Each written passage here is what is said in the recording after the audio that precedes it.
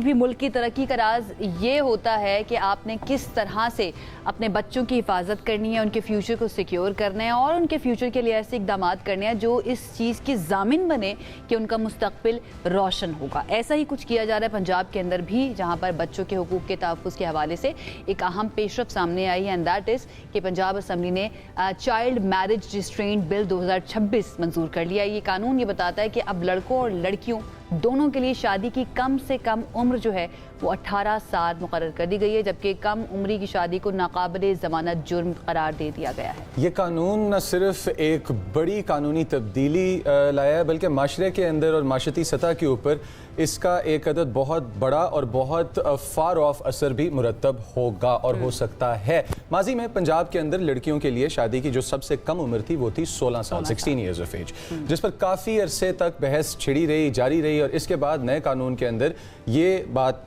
सामने आई और इन डिलिब्रेशंस के बाद ये बात सामने आई कि बच्चों के लिए ये चीज़ ठीक नहीं है। अगरचे इसकी मंजूरी के दौरान असेंबली में बहस चली, बल्कि मैं कहता हूँ बहस जहाँ पे होती है वो बहस आपको क्लैरिटी तक लेके आने के लिए बहुत ज़रूरी होती है। अच्छा, वो बहस सिर्फ वहाँ तक महदूद नहीं रही ना, बल्कि पूरे मुल्क के अंदर हम कह सकते हैं कि इस बारे में बहस होती रही कि हमारा शरिया लॉ कुछ और कहता है, हमारा कॉन्स्टिट्यूशन कुछ और कह रहा है, लेकिन फाइनली इस बिल को मंजूर कर लिया गया है। और इसके ऊपर मेहनत करने वाली और फ्रंट फुट पर रहने वाली आज हमारे साथ मौजूद है, जो चेयरपर्सन है child protection and welfare bureau Punjab की, सारा अहमद साहिबा, जो कि एक MPA भी हैं। उनकी तरफ चलते हैं, उनको वेलकम करेंगे। अस्सलाम वालेकुम सारा, थैंक यू सो मच हमें ज्वाइन करने के लिए। सबसे पहले मैं चाहूँगी कि आप इस बिल के बारे में थोड़ा सा हमारे देखने वाले नाज़रीन को बताइए, चीदा पॉइंट्स जो हैं इसके क्या हैं। जी बिल्कुल, देखिए after lot of struggle and after many years finally Punjab ने चाइल्ड मैरिज रिस्ट्रेंट बिल 2026 मंजूर किया है। एंड मुझे लगता है ये बहुत बड़ा, it's a very big day in the field of child protection, क्योंकि मैं समझती हूँ पर्सनली ये चाइल्ड प्रोटेक्शन इशू है, ये बच्चियों की जिंदगी का सवाल है, उनके हेल्थ का सवाल है, जो बिल अभी मंजूर किया। I am very grateful to chief minister Punjab Maryam Nawaz and senior minister Maryam Aurangzeb, जिन्होंने बहुत ओनरशिप ली इसको, बिल को गवर्नमेंट ने ओन किया, और फिर जो स्पीकर पंजाब असेंबली मलिक अहमद, उन्होंने इसको मंजूर करवाया, और काफी 3 घंटे लगे हमें ये बिल मंजूर कराने में उस असेंबली से, पंजाब असेंबली से परसों। बेसिकली ये बिल जो है वो अभी तक पंजाब में एज थी गर्ल्स की 16 years minimum age for marriage, and boys की थी 18 इयर्स, तो एक तो बहुत डिफरेंस था दोनों की एजेस में। तो हमने ये एज जो बिल है वो कहता है कि अब गर्ल्स की एज भी 18 हो जाएगी, तो दोनों की सेम एज, एंड दूसरे सूबों में भी एज 18 ही है, क्योंकि इवन अकॉर्डिंग टू UNCRC जो भी 18 इयर्स से कम उम्र है वो बच्चा है, राइट? वो डेफिनेशन ऑफ चाइल्ड केपी में तो 16 ही है सारा। दूसरा जी 18 है, according to UNCRC age minimum age is 18, but anybody below the age of 18 is a child. Yeah, I'm talking about वहाँ पे जो लॉ इस वक्त मौजूद है केपी में, that is 16, केपी की मैं बात कर रही हूँ, खैबर पख्तूनख्वा के अंदर। जी मिनिमम एज का केपी में अंडर प्रोसेस है ये वाला लॉ, वहाँ पे भी 18 कर रहे हैं वो एज को, लेकिन बलूचिस्तान, इस्लामाबाद एंड सिंध में ये ऑलरेडी 18 है सिंस मेनी इयर्स, मतलब काफी पहले उन्होंने ये कानून अडॉप्ट कर लिया था। है। तो अब पंजाब में भी काफी टाइम से जेर बहस रहा है, मैं बहुत सालों से इस पे जो है काम कर रही हूँ, एंड ये बेसिक कानून ये कहता है कि अगर कोई 18 साल से कम उम्र बच्ची से शादी करता है तो वो जो दूसरा पार्टनर है, एक तो वो मुजरिम जो है उसको सजा मिलती है, फिर जो निकाह रजिस्ट्रार है वो मुजरिम करार दिया जाएगा, एंड जो पेरेंट्स इसके पीछे जो वालिदैन ये करवा रहे हैं जो भी, वो भी जो है सजा याफ्ता होंगे। तो इसमें कुछ फाइन और कुछ इम्प्रिजनमेंट ये सब है, एंड ये ऑल्सो इसके रूल्स में शामिल है कि CNIC का होना जरूरी है, कि एट द टाइम ऑफ निकाह बच्ची का CNIC जो है, लड़की का CNIC देखा जाएगा टू डिटर्मिन कि वो 18 की है या नहीं है। तो ये इसके कुछ जो है वो इम्पोर्टेंट पॉइंट्स हैं, और इस पे इम्पोर्टेंट ये भी है कि इसकी इम्प्लीमेंटेशन कराई जाए, कि अभी इसके रूल्स ड्राफ्ट होने हैं, रूल्स मंजूर होने हैं, और उसमें रूल्स मंजूर करने से पहले हम implementation is the next part, definitely उसके अंदर हमें चैलेंजेस भी देखने को मिलेंगे, लेकिन ये बिल मंजूर होने से पहले जो हमने चैलेंजेस देखे हैं हम सब जानते हैं, जो हम ब्रेक में डिस्कस भी कर रहे थे। क्या डेलिब्रेशंस, आपने बताया कि बहुत सारे ग्रुप्स के साथ डेलिब्रेशंस की गई हैं, हमारे उलमा के साथ डेलिब्रेट किया गया है इस मामले को, क्योंकि उधर से काफ़ी जो है ना तनकीद की जा रही थी इस लॉ के ऊपर। जी देखिए, मोर देन 20 सेशंस हुए हैं जिसमें मैं खुद मौजूद थी, डेलिब्रेशंस के डिफरेंट सिविल सोसाइटी के सेगमेंट्स के साथ, स्टेक होल्डर्स जिसमें डिफरेंट प्राइवेट एनजीओज, गवर्नमेंट, मैं तो वहाँ पे मौजूद थी as government rep of course, and जो लीगल फ्रेटर्निटी है उसको ऑन बोर्ड लिया गया, मतलब all segments of the society have been taken on board. जो यूएनएफपी हमारा डेवलपमेंट पार्टनर है, उन्होंने जो है they had sponsored these sessions and वहाँ पे उलेमाए कराम को ऑन बोर्ड लिया गया, उसमें काफी मुस्लिम लीडर्स को इनवाइट किया गया था उन मीटिंग्स में, I was also part of them that those meetings.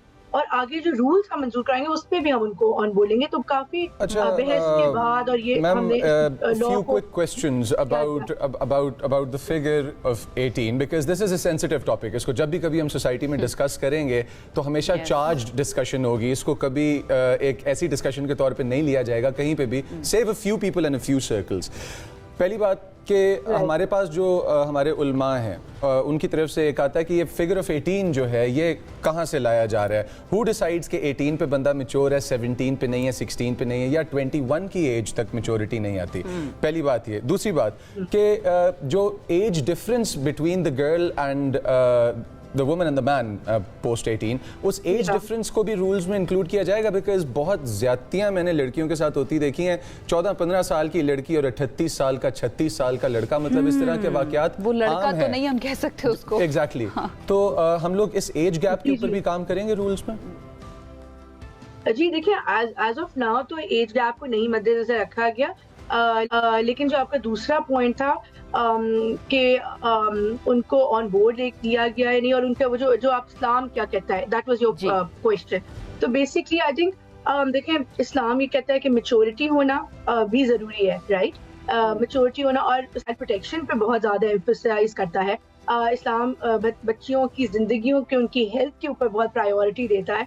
तो मैं तो आपको बता रही हूँ, तो ये जो 18 की ये आप कह रहे हैं 19 क्यों नहीं है, 20 क्यों नहीं है, I know this is subjective, लेकिन एक 18 ग्लोबली एक जो एज जो है ना बच्चे की दी जाती है कि above below 18 anybody is a child, so globally this is followed, and UNCRC की एज है, पाकिस्तान जो है वो उसने रेटिफाई किया हुआ है यूएनसीआरसी को, तो पाकिस्तान में भी 18 समझा जाता है एज, बट मिनिमम एज हमारे डिफरेंट हैं डिफरेंट प्रोविंसेस, और लेकिन बाकी सूबों में मैंने बताया कि 18 ऑलरेडी कर चुके हैं वो, अदर देन केपी।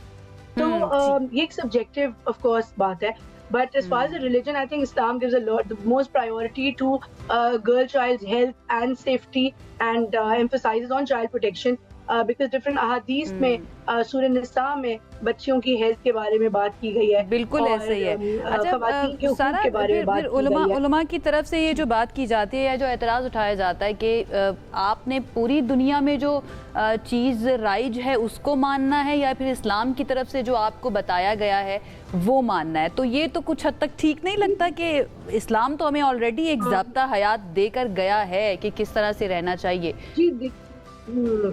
जी देखिए, आई थिंक देखिए हर चीज के इंटरप्रिटेशंस हैं, राइट? तो इसलिए मैं आपको बताया कि कुछ उलेमा जिन्होंने जो ये बिल को सपोर्ट करते हैं वो भी तो मुसलमान ही है, राइट? तो this is a subjective issue, and I think वो इंटरप्रिटेशन की भी बात है। सो I'm keeping everything in view, and you know, ठीक है। अच्छा आप ये देख रही हैं, आप ये एक्सपेक्ट कर रही हैं कि इसको चैलेंज भी किया जा सकता है, और अगर किया जा सकता है और आप लोगों के माइंड में है तो are you guys ready for it? Of course देखिए, अगर पहली अभी तो ऑलरेडी हमने we face lot of resistance. मैं आपको बताया कि 3 घंटे ये मामला जेर बहस रहा, एंड स्पीकर साहब जो है मलिक अहमद साहब, उन्होंने फुल फ्लोर जो है वो, और उन्होंने एक आर्टिकल इन्वोक करके फ्लोर जो हाउस ओपन कर दिया कि डिस्कशंस के लिए, और बहुत देर तक डिबेट रही है ऑपोजिशन की तरफ से भी, रूलिंग पार्टी की तरफ से भी। तो इस पे काफी बातचीत हुई है, सबके व्यूज दिए गए, हम रूल्स में भी काफी मैम सारा सेंस रूल्स में आपने कहा कि जो एज गैप है उसके ऊपर काम नहीं किया जा रहा, अभी होगा, कुछ इंक्लूडेड नहीं है। थोड़ा सा इस बारे में भी बताते चलें कि ये जब रूल बनेगा तो इसके ऊपर कौन सा कोर्ट है कि जिसका डिसीजन जो है वो बाइंडिंग डिसीजन कंसिडर किया जाएगा, क्योंकि हमारे पास यहाँ पे सुप्रीम कोर्ट और एफसीसी और फेडरल शरिया और मतलब कोर्ट्स की ही भरमार इतनी है कि एक के ऊपर दूसरा बाइंडिंग है, दूसरे के ऊपर तीसरा बाइंडिंग नहीं है। थोड़ा सा ये क्लैरिटी भी दे दें प्लीज। देखिए, रूल्स बनाना तो गवर्नमेंट का वो प्रेरोगेटिव है, basically it comes at the government. ये रूल्स जो है वो फ्रेम बनेंगे, बिकॉज लोकल गवर्नमेंट जो है डिपार्टमेंट, ये स्टैंडर्ड आता है, तो लोकल गवर्नमेंट रूल्स बनाएगा, लॉ डिपार्टमेंट को भेजेगा, फिर वो कैबिनेट में जाएंगे अप्रूवल के लिए, कैबिनेट कमेटी होती है ऑन लॉ एंड ऑर्डर, उसमें जाएंगे, और फिर ठीक है। approve होंगे. So this is the channel. ठीक है ma'am, thank And you it's very for this candid insight into the matter. Unfortunately we are Thank little you. Short on time, लेकिन हमारी ये दुआ है कि हमारी माएँ बहनें बेटियां बच्चियां हमारी कौम doubt. की सेफ रहें. एट द सेम टाइम जिन घरों में जाएं उन घरों को भी सेफ प्लेसेस बनाएं. It's a common responsibility for all of us. अपनी बेटियों की केयर करें और उनको प्यार दें और उनको प्रोटेक्ट करें. विद सबसे this we are off for a important short break. वापस आते हैं, दोबारा मुलाकात with होती है. साथ रहिएगा.